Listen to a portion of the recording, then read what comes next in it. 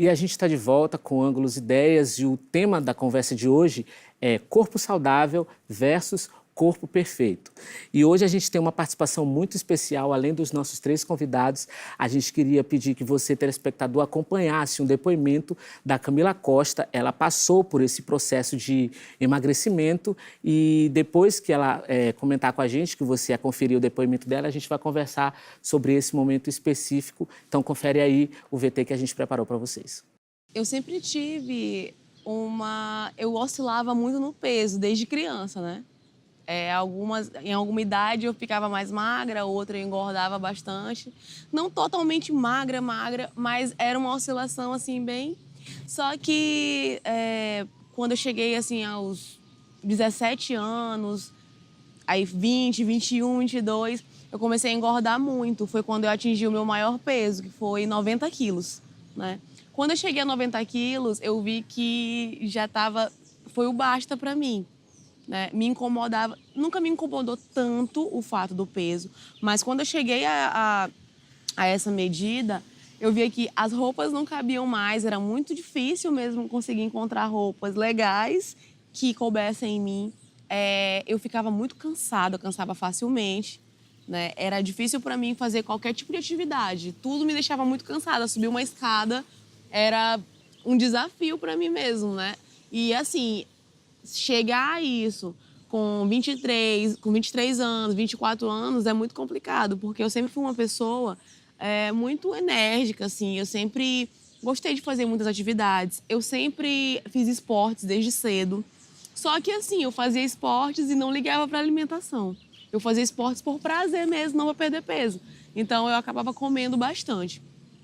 E aí, quando eu cheguei aos 90 quilos, eu decidi fazer essa reeducação. Só que eu não sou tão... Eu não tinha aquela coisa de ir na nutricionista e eu não me inspirava, assim, isso, né? E como eu sempre li muito sobre nutrição, então eu vou colocar em ação as coisas básicas que eu sempre li, que eu sei que não são ruins para o corpo, né? Coisas mesmo que eu lia muito revista de nutrição, entrevistas, coisas assim, livros.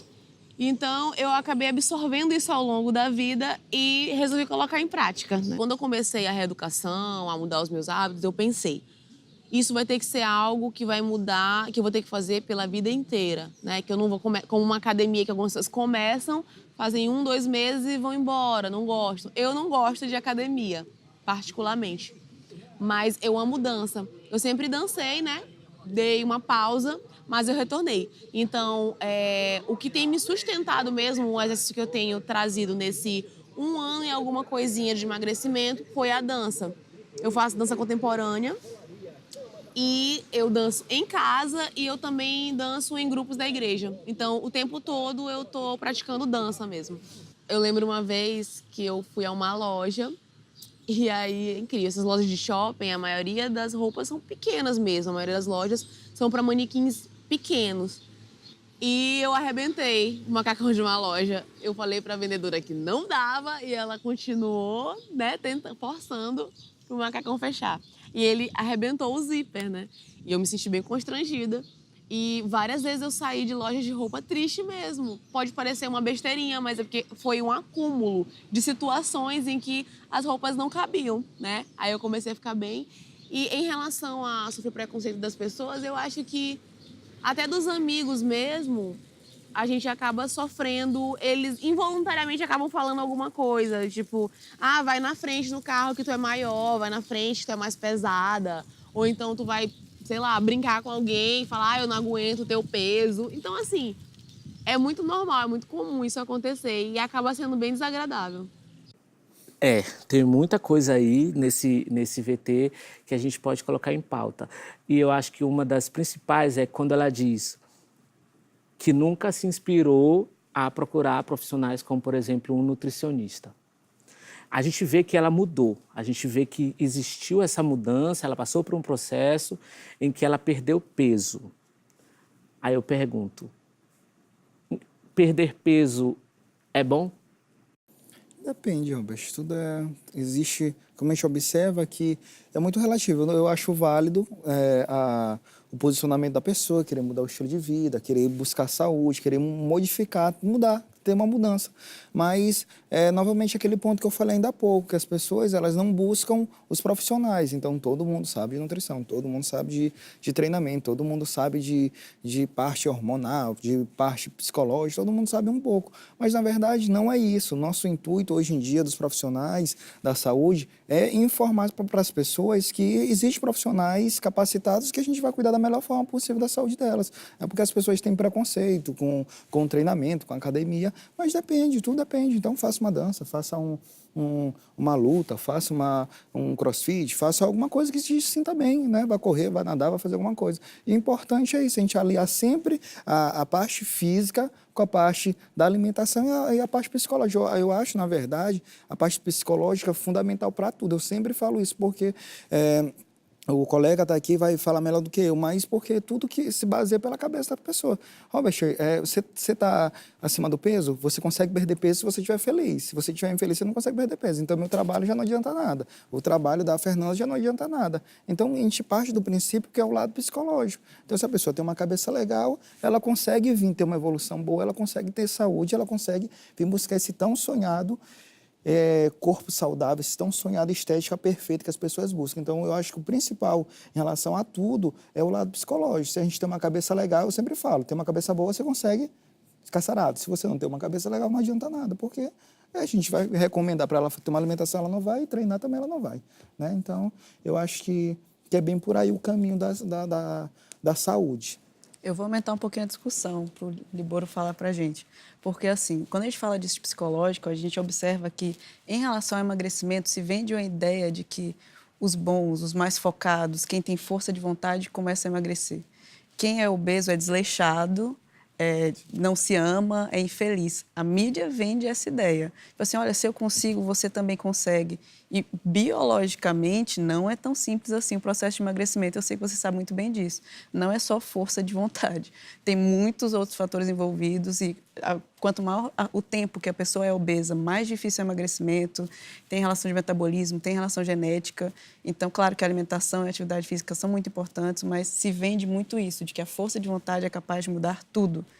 E, às vezes, nem sempre. Só ressaltando uma coisa, Fernando, eu acho importante falar da obesidade, que é uma doença.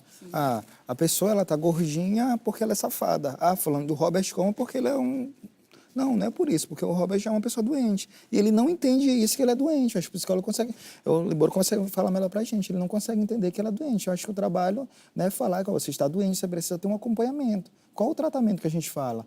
Ter uma boa alimentação, fazer atividade física, dormir bem, ter um lado emocional, religioso, bom, e assim por diante.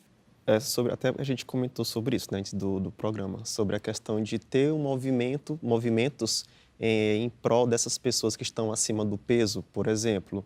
Né, a gente acha muito válido que essas pessoas tenham uma visibilidade positiva, né, que elas devem estar bem com o corpo dela, mas a gente não pode esquecer que elas podem se sentir bem com o corpo que elas têm, mas elas precisam procurar um profissional. É uma questão de saúde mesmo, não somente de estética. Né? Até porque a gente vai abordar aqui não é só estética, mas também saúde. Essas pessoas elas podem estar bem com o corpo delas, mas por questão de saúde, é aconselhável que elas procurem um profissional que possam ajudá-las a estar bem com o corpo dela e de bem com saúde. Né? Porque a pessoa estar se aceitando não significa que ela está imune a um problema de diabetes, um problema de pressão alta. Ela tem que procurar esse tipo de acompanhamento. Né? A moça do vídeo, ela citou questões de amizade, que faziam algumas brincadeiras. A gente pode, assim, questionar algumas coisas, porque, por exemplo, a pessoa, às vezes, fazem brincadeiras, mas nem todo mundo consegue levar aquela brincadeira ao lado esportivo, digamos assim. Ela pode até sorrir naquele momento, mas aquilo prejudicou ela se sentiu humilhada, ela se sentiu diminuída. Né? Então, algumas pessoas podem ficar depressivas, outras podem desenvolver algum tipo de problema. né? Então, é uma questão que a gente tem que levar em consideração também, esse tipo de situação que envolve essas pessoas.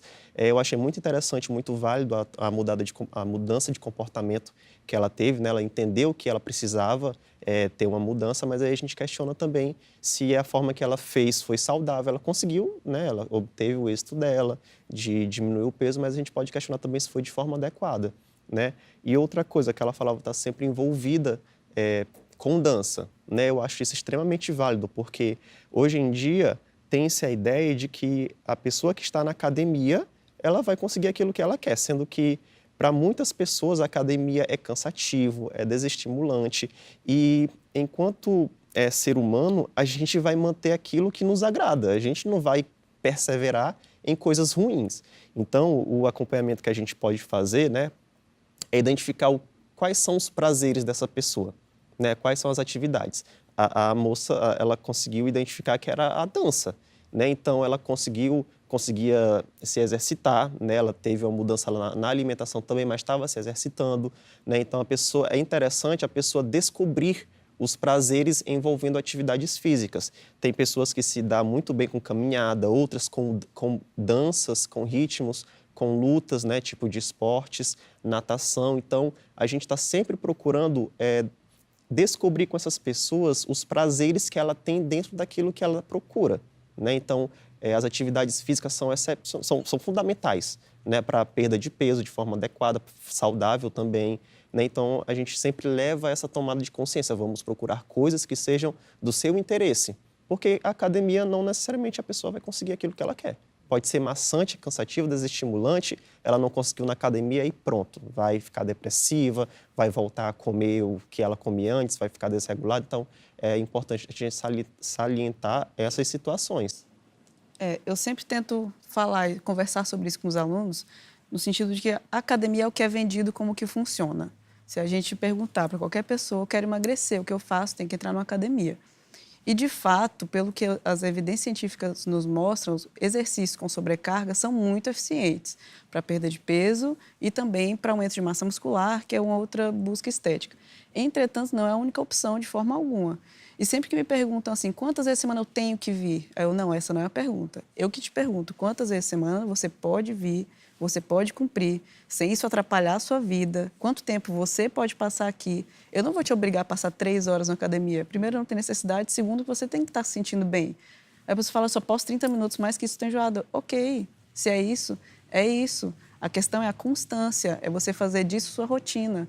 Não adianta você fazer um mês, e 5 dias por semana, 2 horas por dia e parar. Faz algo que você se sinta bem. E por muitas vezes a pessoa volta e você fala, estou meio cansada, mas eu não sei o que eu faço. Eu falo assim, vai fazer outra coisa. Você quer nadar? Vai nadar. Só não para de fazer atividade física. E eu pensei que ia ficar chateada comigo. Não vou ficar chateada. Eu quero que você se exercite, você se sinta bem. Então, é muito maior do que isso, do que a modalidade. Eu tento muito defender isso, mas eu sei que isso é raro. Não só como profissional, mas pelo que se vende, do que funciona. E as pessoas têm isso tanto na cabeça que a frustração de não gostar de academia, às vezes afasta a pessoa de qualquer modalidade, qualquer atividade física. E eu tento muito tirar isso. Eu até tenho muito cuidado com as redes sociais quando eu vou falar disso de emagrecimento. Porque a gente tem que usar as redes sociais, é uma propaganda que a gente tem ao nosso favor. E assim, a gente vê tanta gente falando tanta bobagem que às vezes... eu não gosto tanto de me expor, mas eu fico, acho que a gente precisa falar de uma forma mais branda para as pessoas terem acesso à informação um pouco melhor. E aí eu tenho muito cuidado com isso, para não parecer que eu estou falando todo mundo tem que emagrecer, todo mundo tem que fazer musculação. Mas para ser algo... Você já pensou que a saúde é algo maior do que só o psicológico, do que só o físico? Tem que ser um conjunto, você tem que fazer algo que te faz bem, e que a obesidade é uma doença, que ela está associada com vários tipos de câncer, com infarto, com AVC, com diversos tipos de morte. E o exercício, ele é inversamente associado com quase todos os tipos de morte assim, súbitas já investigados. Então, tentar mostrar assim, que é importante, mas sem discriminar de alguma forma de que estou impondo a você que você tem que ser magro e você tem que fazer exercício. Isso é algo que a gente tem que ter muito cuidado, até porque a gordofobia existe, não é simples. É no ambiente de trabalho, é gente que não é contratado por isso, é gente que em ambiente de faculdade é muito discriminado por isso. Então, eu acho que é algo que a gente não pode esquecer, porque incentivar, esclarecer, mas sempre tendo muito cuidado para não impor. E esse corpo perfeito que já existe, isso já está instaurado, de que é uma pressão, Não é um talvez, é uma pressão que até a gente sofre. Como profissionais, eu não posso ter sobrepeso por ser professora de educação física. Tenho colegas com sobrepeso, o pessoal olha. Ela me ensinou assim, mas como é que é? Porque já olhou para ela? Isso acontece, que eu já vi. Então, a gente tem que ter muito cuidado com isso, para não reiterar essas coisas. E a gente escuta o discurso, né? Ah, mas você já viu como ele é gordinho? Nutricionista. Então, a gente tem que ter cuidado com isso e buscar, assim, a saúde em todos os âmbitos, né? No biológico, mas também no psicológico, para a pessoa se sentir bem, se é algo mais natural, algo... Até porque o que é natural fica. Se a gente impõe algo, a pessoa vai fazer aquilo um mês, mas ela não vai conseguir trazer isso para a rotina dela, para a vida dela. Uma coisa importante, Fernanda, que tu ressalta muito, essa questão da rotina, né? Do hábito. A gente virar hábito, virar um costume. Isso é fundamental para que as pessoas possam viver como um estilo de vida. Ah, como é um estilo de vida. Se quer comer um hambúrguer, come, não tem problema. O porém que não é seu costume, não é seu hábito você fazer isso. Ah, o hábito é você fazer atividade física, o hábito é legal ter uma boa alimentação, você ter um bom sono. E quando você tiver sua vida social, aproveite sua família, aproveite seus amigos. O porém que a gente bate na tecla é do costume. Então, eu acho muito importante, Fernando, que em relação ao treinamento, que as pessoas não tenham uma constância. Vamos falar um pouquinho de estética agora? Vamos sair da saúde e entrar em estética. O que funciona em estética? É isso, as pessoas, treinamento, elas treinam com... você não gosta o Liboro não gosta de treinamento, você gosta de musculação, Liboro? Não, não gosto. Então, você vai fazer, eu vou 2, 3 vezes na semana, então o treinamento é muito com baixa intensidade e a ingestão é muito grande. Tem que ter uma ingesta muito grande, você come muita besteira, você come muito fast food, muito processado, ultraprocessado, então teu gasto é isso e tua ingesta é isso. Então, isso que acontece, com os anos as pessoas vão engordando. Então, as pessoas elas não conseguem ter esse meio termo, esse equilíbrio, né? Então, a gente sempre fala, visando estética, é outro ponto. Então, eu preciso que um treinamento seja intenso e eu preciso que tenha uma alimentação equilibrada, porque senão eu não consigo ter essa busca, esse sonho que as pessoas têm de corpo perfeito. E aí existem outros fatores muito associados, mais específicos, para a gente definir melhor um corpo, para a gente ter um padrão de massa muscular legal, né? Então, aí outras coisas envolvidas. Se a gente falar esteticamente, a gente tem um ponto. Você precisa fazer isso aqui para ter estética. Para ter saúde, não necessariamente você precisa fazer isso. Exatamente. Né? Eu costumo falar muito para as pessoas assim, mas o Felipe Franco usou. Aí eu falo, mas ele é profissional, ele trabalha com isso, ele sobrevive do corpo dele. Você vai posar na capa de alguma revista, a pessoa sempre ri. Aí eu falo assim, você que sabe, se é o que você quer, ok, mas você vai investir R$500 por mês em suplemento, será que você não pode adequar sua alimentação? Lembra que ele é profissional, ele trabalha com o corpo dele. Então, as pessoas, às vezes, perdem um pouco a noção de que aquilo não é natural. Para ele, não é natural. Ele se esforça muito, ele faz muita coisa. É algo que não... E passa pelas mesmas pressões que alguém que quer somente perder peso. Né? Exatamente. Então, assim, trazer isso de que é isso que você quer? Ok, eu posso te ajudar, eu sei como fazer isso, o Daniel sabe como fazer isso, a gente vai trabalhar em conjunto. Se você quer ser um atleta, isso não é um problema. Se você quer aquela estética máxima, isso não é um problema. Mas isso não é o perfeito, é só você que está certo e não é isso que tem que motivar a sua vida se você não é um profissional. Então, a gente tem que ter cuidado com isso. E em relação ao que você falou, Daniel, na entrevista, eu achei muito interessante que ela fala, nunca gostei disso de dieta, nutricionista, porque essa é a ideia, que você vai chegar lá e aí ele vai falar assim, não come arroz, não come mais nada, você vai comer 2 castanhas. É isso, e chupar gelo quando está com fome, né? Isso é até piada. Sendo que não é, você é nutricionista, ele vai te ensinar a comer melhor. E você pode falar melhor sobre isso. Tem níveis de dieta. Você vai a primeira vez, a reeducação básica. A segunda vez, você acrescenta. Assim como a série de musculação, que o iniciante é básico. Depois, você vai aumentando o nível. Então, é algo que as pessoas veem assim, nutricionista. Ele vai me obrigar a mudar toda a minha alimentação e comer castanha. Não é só isso, é algo muito maior. E depende do que você quer. Se você falar que não quer isso, ele vai adequar de uma forma para o que você quer.